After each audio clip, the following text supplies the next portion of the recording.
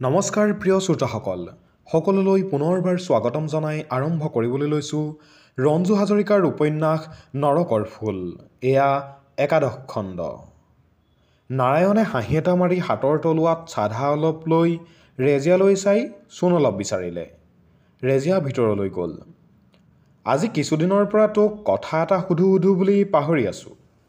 ৰেজিয়া ভিতৰলৈ যোৱাৰ লগে লগে নাৰায়ণে ক'লে। কি কথা? ৰাজেনে আগ্ৰহেৰে সুধিলে। তহঁতৰ কথা মানে ৰেজিয়াৰ কথাকে সুধিব খুজিছোঁ। প্ৰথমতে কথাটো ময়ো সিমান গুৰুত্ব দিয়া নাছিলোঁ, কিন্তু সিদিনা গোলাপী বুঢ়ীয়ে কওঁতেহে। এনেতে ৰেজিয়া সোমাই অহাত নাৰায়ণে কথা বন্ধ কৰিলে। এইক লৈ যাচোন, ভাত খুৱাই দে, টোপনি ধৰিছে। ৰাজেনে উৎপলাক ৰেজিয়াৰ ফালে আগবঢ়াই দি ক'লে। ৰেজিয়াই নাৰায়ণক চূণ সানি অনা কাগজখিলা দি উৎপলাক কোলাত তুলি লৈ ভিতৰলৈ গ'ল। ৰাজেনে প্ৰশ্নবোধক দৃষ্টিৰে চাই ৰ'ল নাৰায়ণৰ মুখলৈ।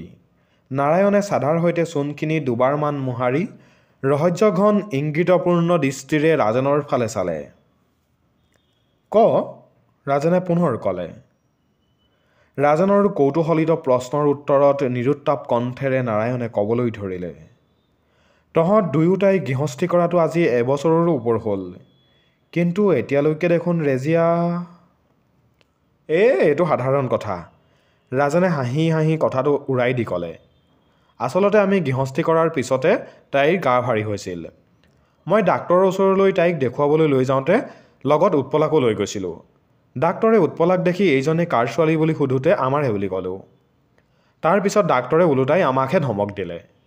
এইটোৱে ডাঙৰ হোৱা নাই, আকৌ এটা এতিয়াই আহিলে আমাৰ অসুবিধা নহ'বনে? অৱশ্য ডাক্তৰে কথাটো মিছা কোৱা নাছিল।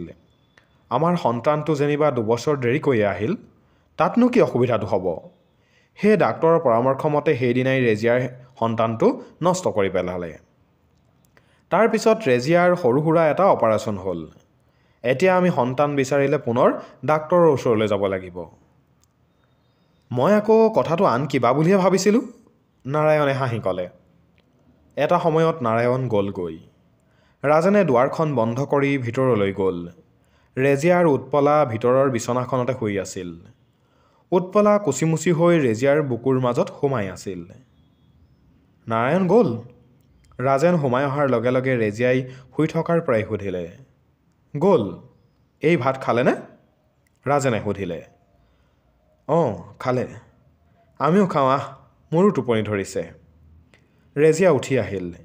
নিশা ভাত খাই উঠাৰ পিছত ৰাজেন শুবলৈ নাযায়। অন্তত কিছু সময় বহে, নাইবা নাৰায়ণৰ ওচৰ পায়গৈ। কিন্তু সেইদিনা ৰাজেনে খাই বিচনাত উঠিল। তোৰ গা বেয়া কৰিছে নেকি? ৰেজিয়াই ৰাজেনৰ কপালত হাত এখন থৈ সুধিলে।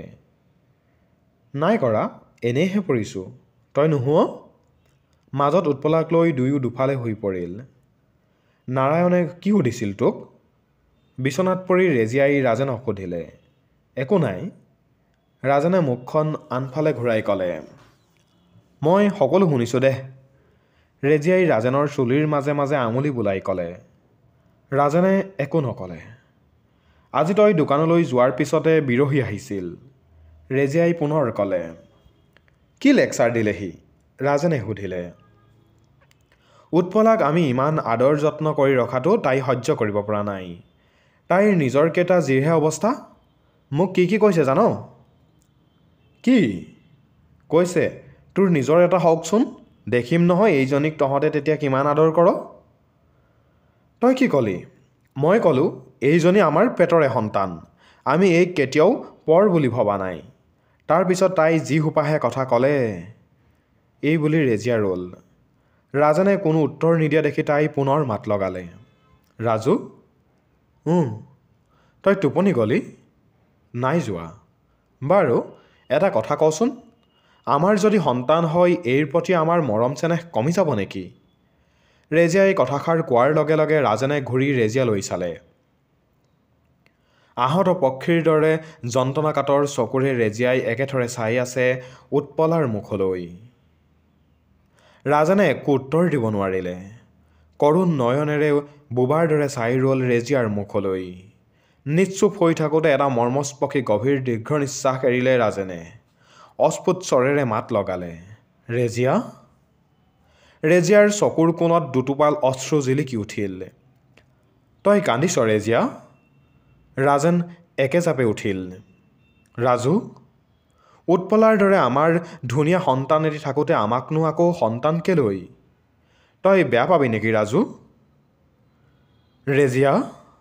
ৰাজেনৰ কণ্ঠস্বৰ আৰ্তনাদৰ দৰে লাগিল। উত্তৰ দিবলৈ কোনো কথাই বিচাৰি নাপালে। মোৰ কিন্তু কোনো আপত্তি নাই ৰাজু, তই ভুল নুবুজিবি। তই যি কথা ক'লি এনে কথা কোনো মাইকী মানুহেই নকয় ৰেজিয়া। অইন মাইকী মানুহৰ কথা কিয় লাগিছে? কিন্তু সংসাৰৰ মানুহে যে মোক হাঁহিব। কি বুলি? নপুংসক বুলি, ৰাজেনে ক'লে। কোনে হাঁহিব তোক নপুংসক বুলি? ৰেজিয়াই জাঙুৰ খাই উঠিল। মোৰ মুখত এতিয়া বেয়া কথাহে ওলাব। মুঠতে যিয়েই নহওক, মোক হ'লে কেঁচুৱা নালাগে দেই। ডাক্তৰে অপাৰেশ্যন কৰি ভালেই কৰিলে। ৰাজেন স্তব্ধ। চকুত তাৰ বেদনাৰ অশ্ৰু জিলিকি উঠিল। মৌন বিস্ময়েৰে ৰেজিয়াৰ মুখলৈ চাই ৰ'ল। নিবিড় বাহুবন্ধনত তাইক সুমুৱাই ল'লে বুকুৰ মাজত। চকুৰ ওপৰত চকু ৰাখিলে। কিবা এটা যেন তন্ন তন্নকৈ বিচাৰিছিল ৰেজিয়াৰ দুচকুত। হু, ৰেজিয়াই ক'লে। তই মানুহজনী চাপৰ হ'লে কি হ'ব? তোৰ অন্তৰখন বৰ ডাঙৰ। তই এই সৰু ঘৰটোৰ ভিতৰত থাকি কেতিয়াবা ইমান ডাঙৰ কথা কৱ যে মই অবাক হৈ যাওঁ। বিৰাট বিৰাট ঘৰৰ তলত থকা ডাঙৰ ডাঙৰ মানুহেও এনে কথা ক'ব নোৱাৰে। বাৰু এতিয়া শুই থাক, কাইলৈ পুৱা চুপতি মাৰিবি, ৰেজিয়াই হাঁহি ক'লে। উৎপলা, ৰেজিয়াই ভাতখিনি যতনাই দি মাতিলে। কি মা? উৎপলাই বাহিৰৰ পৰা চিঞৰি প্ৰত্যুত্তৰ দিলে। ভাত বাঢ়িলোঁ, খাহি, ৰেজিয়াই ক'লে। আগৰ দৰে উৎপলাই এতিয়াই ৰেজিয়াক দিদি বুলি নামাতে, মা বুলিয়েই মাতে। উৎপলা ডাঙৰ হ'ল। এতিয়া তাই 13 বছৰৰ দেওনা পাৰ হওঁ হওঁ। হাত মুখ ধুই আহি উৎপলা ভাত খাবলৈ বহিল। আবেলি স্কুলৰ পৰা আহি উৎপলাই ভাত খায়। ভাত খাই উঠিয়েই দোকানলৈ যায়।